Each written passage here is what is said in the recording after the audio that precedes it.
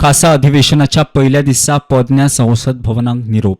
प्रधानमंत्री मोदी बाकीचे खासदार मंत्री विरोधकांनी मोदी सहित विरोधकांनी पोरण्या संसद भवनाच्यो यादी जागयल्यो. ह्या भवनाचेर 3 आतंकवादी हल्ले जाले. हे हल्ले बिल्डिंगेचेर न्ही, लोकशाहीचेर जाल्ले अशें प्रधानमंत्री मोदी उलयलो. ह्या संसदेत योगदान दिल्ल्या सगळ्यांक मानवंदना दिली. फाल्यां चवथीच्या मुहूर्तार नव्या संसद भवनात प्रवेश. भारत इस बात के लिए गर्व करेगा जब भारत अध्यक्ष रहा उस समय अफ्रीकन यूनियन इसका सदस्य बना. आप कल्पना कर सकते हैं कि कितनी बड़ी अपेक्षा और आशाएं पूरी करने का काम भारत के भाग्य में आया. इस बार भी यही था.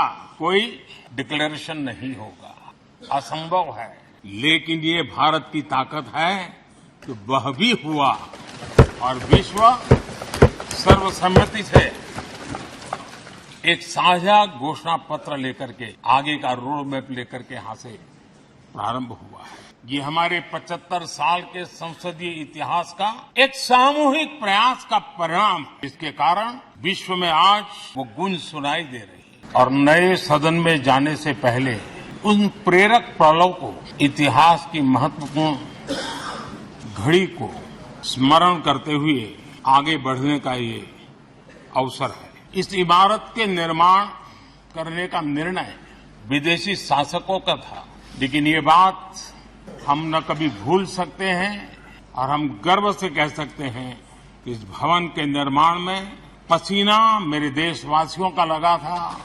परिश्रम मेरे देशवासियों का लगा था और पैसे भी मेरे देश के लोगों के.